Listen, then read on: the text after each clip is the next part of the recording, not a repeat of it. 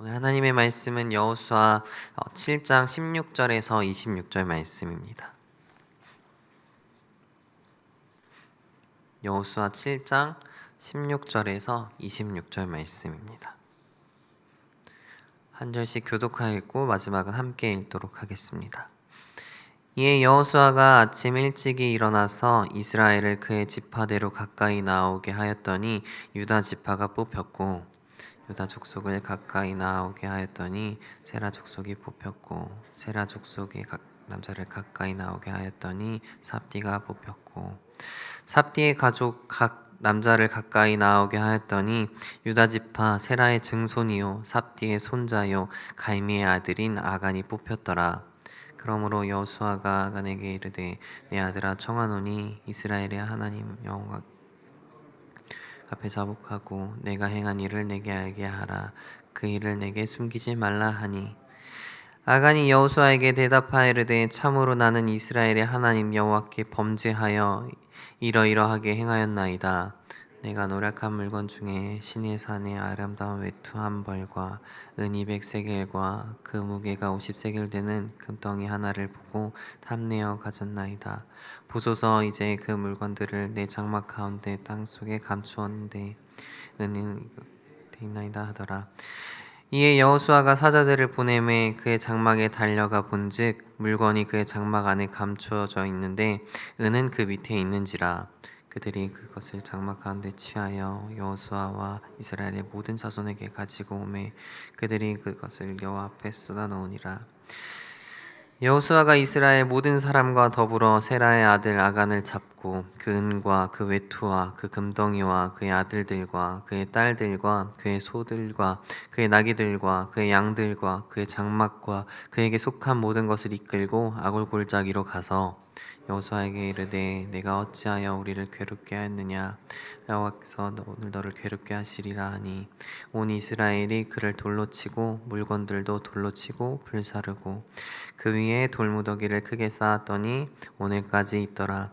여호와께서 그의 맹렬한 진노를 그치시니 그러므로 그곳 이름을 오늘까지 아골 골짜기라 부르더라. 아멘. 오늘 말씀은 어제의 말씀과 이어집니다. 여리고성 전투에 이어서 또 이제 아이성 전투가 일어났었는데 아이성 전투에서는 패배하게 됩니다. 여호수아의 예상과 다르게 아이성 전투에서는 이스라엘이 패배하게 됩니다. 하나님께서는 여호수아에게 이스라엘의 패배의 원인을 알려주십니다. 여호수아는 하나님의 지시에 따라 이스라엘 백성들을 모으고 제비를 뽑아 범인을 찾아냅니다. 아간과 그의 가족들은 아골 골짜기로 해서 돌에 죽임을 당하고 또 그곳에는 돌무더기가 쌓입니다.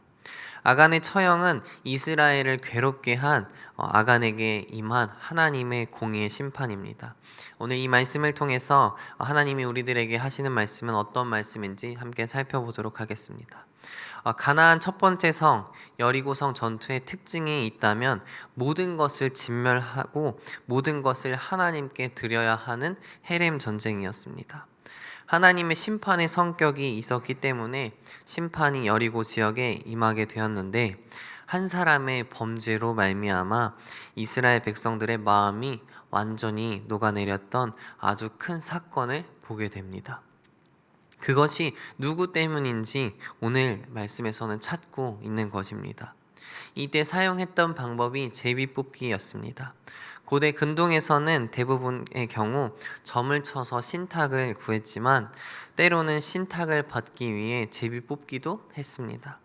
제비뽑기의 방식은 구약 성경에서 약 80회나 나타날 정도로 하나님의 뜻을 묻는 보편적인 방식이었습니다. 여호수아는 아침 일찍 일어나서 하나님의 명령대로 이스라엘 지파를 불러 모아 먼저 제비를 뽑았습니다. 먼저 이스라엘 지파 가운데서 한 사람을 뽑게 됩니다. 모든 그 다음에 이제 한 족속을 뽑게 되고 또 그 가족을 뽑게 되고 그 남자들 가운데 아간을 뽑게 되는 장면을 봅니다. 아간이 속했던 유다 지파는 이스라엘 12지파 중에 가장 강력했던 지파였습니다.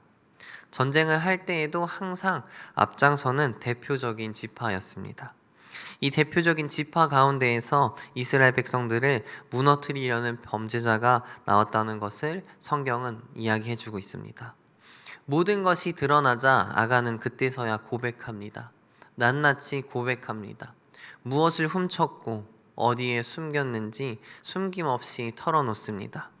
하지만 너무 늦었습니다. 회개의 고백이 아니라 죽음 끝에 나온 자백이었을 뿐입니다. 아간은 기회를 놓친 것이었습니다. 이는 약속의 땅, 언약의 땅, 가나안 땅에서의 행한 첫 번째 범죄입니다. 이 범죄는 그 땅의 주권이 하나님께 있음을 부정한 사건입니다. 하나님이 아닌 소유가 복을 가져다 준다고 믿은 것입니다. 이 태도가 이스라엘이 가나안 땅에서 가장 경계해야 할 가나안적 가치관입니다. 아간이 취한 물건은 신일산의 아름다운 외투 한 벌과 은 200세겔과 50세겔 되는 금덩이 하나입니다.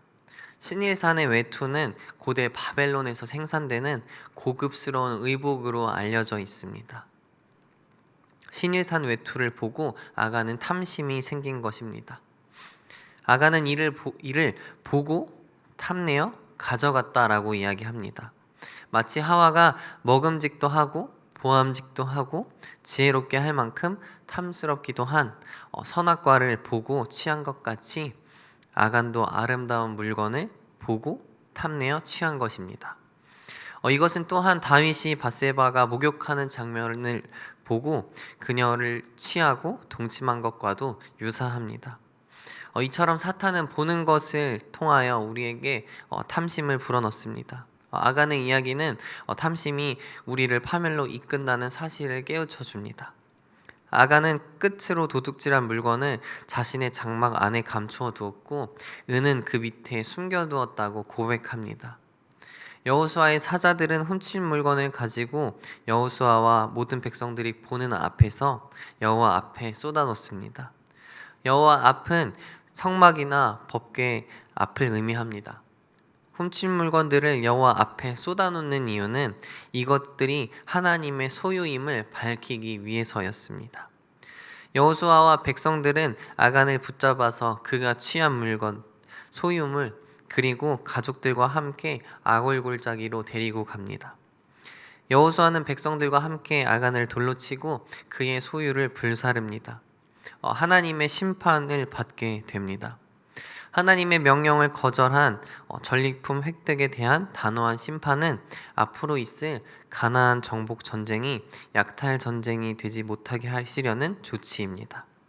가나안에서 누구를 심판하고 누구를 구원할 것인지는 하나님만 아십니다. 그런데 탐욕을 따라서 전쟁을 하게 되면 억울한 피해자, 즉 형제가 될 사람을 죽이고 반대로 심판할 대상을 살려두게 될 것입니다. 가나안 전쟁은 거룩한 전쟁, 즉 명품 전쟁이 아니라 명분을 위한 전쟁이 되어야 합니다. 오늘 말씀은 기생 라합과 아간이 대조되고 있음을 볼 수 있습니다. 기생 라합과 뒤바뀐 인생이 바로 아간의 인생입니다.